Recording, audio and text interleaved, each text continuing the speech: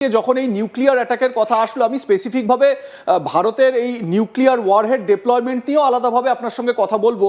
কিন্তু বিষয়টা হচ্ছে যে আমেরিকা যে বিষয়টাকে কেন্দ্র করে এই যুদ্ধের সূচনাটা করেছিল, যে ইরানের কাছে নিউক্লিয়ার ওয়েপন আছে, তারা নিউক্লিয়ার ওয়েপন ডেভেলপ করছে, সেটা করতে দেওয়া যাবে না, আমরা সেটা ডিস্ট্রয় করবো, ইত্যাদি ইত্যাদি এই সমস্ত বক্তব্য। আচ্ছা, ইরান মানে আপনার কি কোনো জায়গা থেকে মনে হচ্ছে যে ইরান, মানে আপনি যেহেতু এই কথাটা বলছেন যে মানে ইরানের প্রিপেয়ারনেস নিয়ে আপনি দীর্ঘদিন ধরে বলছেন, তো ইরান নিজেদের নিউক্লিয়ার ওয়েপন ডেভেলপ করে রেখেছে অলরেডি, যদি একটা ভুল আমেরিকা এই নিউক্লিয়ার ওয়েপন মারে তাহলে ইরান পাল্টা মারবে? বারবার একটা কথা বলছি, Trump is not United States of America, neither United States of America is Donald Trump. Donald Trump representative of United States of আমেরিকার হাইয়েস্ট চেয়ার, ট্রু, সেটা কালকে নাও থাকতে পারে। পয়েন্ট হচ্ছে, যদি এই নিউক্লিয়ার অ্যাটাকটা যেটা আজ থেকে এত বছর আগে আমেরিকা করেছিল হিরোশিমা নাগাসাকির উপরে, তার ওজন কিন্তু তাদের এখনো বইতে হচ্ছে, ইতিহাসের পাতা থেকে সেটা মুছে যায়নি। আমেরিকা যদি আজকের ডেটেও ইরানকে কোনো নিউক্লিয়ার অ্যাটাক করে, আপনি মনে করছেন তার বোঝাটা নেওয়ার ক্ষমতা আমেরিকার পলিটিক্যাল কাঁধের উপরে আছে? সেই ইকোনমিক যে স্ট্রাকচারটা বা গ্লোবাল কন্ট্রোলটা আমেরিকার হাতে ছিল, সেই কন্ট্রোলটা কি আজকের ডেটে আমেরিকার হাতে আছে? আমেরিকাকে হয়তো সাইডলাইন করতে 2 মিনিট লাগবে, একদমই। ওটা পৃথিবী হয়তো বলবে যে আমরা স্যাংশনে চলে যাচ্ছি আমেরিকার। পয়েন্ট হচ্ছে, একটা জিনিস সিম্পলি বোঝাটা খুব দরকার, nuclear is good to be a threat. Threat করছি ঠিক আছে, কিন্তু যদি অ্যাপ্লাই করে দিয়ে এক্সিকিউশন বাটনটা একবার টিপে দেয়, তারপরে কিন্তু ফেরার রাস্তা নেই। এবং সেটা হলে global change, climatic change, environmental change, Iran শুধু কি, ইরানের যেখানে মারবে সেছাড়া ইরানের আশেপাশের যে এন্টায়ার এনভায়রনমেন্টটা দূষিত হতে পারে, সেখানে বিশাল রকম মানে মানবাধিকার লঙ্ঘন, মানুষের প্রাণহানি, মানে হোয়াট নট, পুরো এনভায়রনমেন্ট খতম হয়ে যেতে পারে। করবে নাকি এরকম অ্যাটাক করার ক্ষমতা আমেরিকা রাখে? কেন করতে যাবে, কেন করতে চেষ্টা করবে? আমেরিকা সেনেট এটাকে কেন গ্রিন সিগন্যাল, স্পেশালি যখন মিড টার্ম ইলেকশনের গোড়ায় দাঁড়িয়ে আছে আমেরিকান গভর্নমেন্ট। এবং আপনি মনে করেন আমেরিকার অপোজিশন ভারতবর্ষের অপোজিশনের থেকে কিছু কম তারা ছেড়ে কথা বলবে? ইন্ডিয়া যদি আজকে এই ধরনের কোনো একটা পেনিট্রেটিভ অ্যাগ্রেশন দেখাতো, ইন্ডিয়ান অপোজিশন ছেড়ে দিত তো আমাদেরকে? ইন্ডিয়ান হাউসে গভর্নমেন্টকে ছেড়ে দিত না। সেম কোজ ফর আমেরিকা।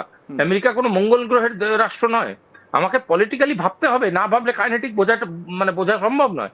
সুতরাং এটা যদি আমেরিকা করে, এবং যদিও এটা ট্রাম্পের একার ইচ্ছা হতে পারে, মানে শেষ ইচ্ছাটা থাকবে ট্রাম্পেরই, সে কারণ nuclear falls under the direct jurisdiction of POTUS, এটা ওদের কনস্টিটিউশনাল লাইন। ঠিক, একদমই। মানে আমি কেন এই কারণে বলছি, কারণ এই যে স্টকহোমের যে পিস রিসার্চ সংস্থা সিপ্রি, তারা তো বেশ কিছু ডেটা সামনে আনছে। প্রত্যেকটা দেশই নিজেদের মতন করে এই মানে নিউক্লিয়ার শক্তিধর দেশগুলো তারা নিউক্লিয়ার ওয়ারহেড ডিপ্লয় করছে।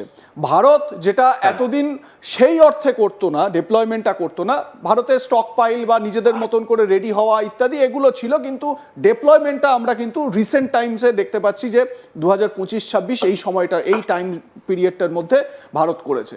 এবারে বিষয়টা হচ্ছে, সিপ্রি এটাও বলছে যে বর্তমান পরিপ্রেক্ষিতে সময়টা এমন হয়েছে যে প্রত্যেক কটা নিউক্লিয়ার শক্তিধর দেশেরই পারমাণবিক একটা অ্যাক্টিভিটি বা নিউক্লিয়ার অ্যাক্টিভিটি একটা বেড়ে গিয়েছে। প্রত্যেকেই নিউক্লিয়ার ডিপ্লয়মেন্ট করে রাখছে, যাতে কোনো রকম পরিস্থিতিতে, যে কোনো এরকম উদ্ভূত পরিস্থিতিতে অ্যাকশন নিতে পারে।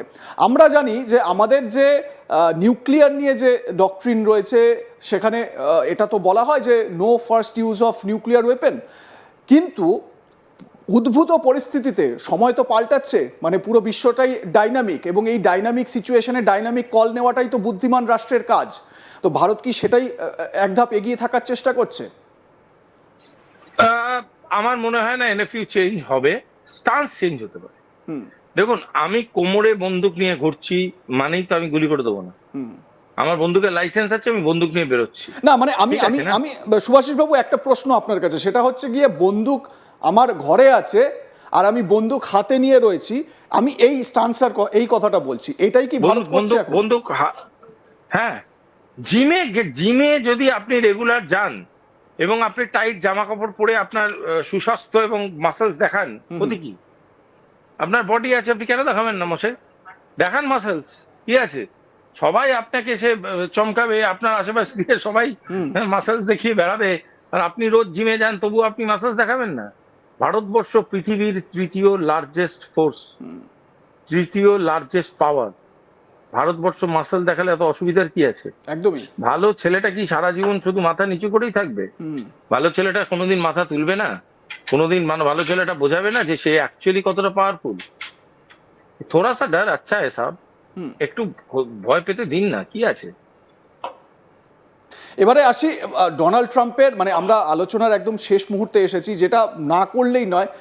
বারবার করে যে বিষয়টা সামনে আসে সেটা হচ্ছে গিয়ে ডোনাল্ড ট্রাম্পের এই যে মিড টার্ম ইলেকশনে তো একটা বড় মানে ব্যর্থতা তার জন্য অপেক্ষা করছে, মানে বড় বিপর্যয় একটা অপেক্ষা করছে ডোনাল্ড ট্রাম্পের জন্য।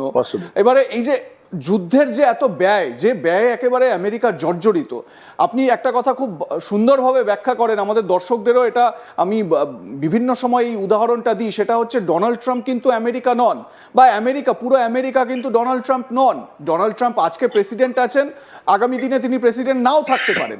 সেই প্রেসিডেন্ট না থাকাটা, সেটা কি তার মিড টার্মেই হয়ে যাচ্ছে?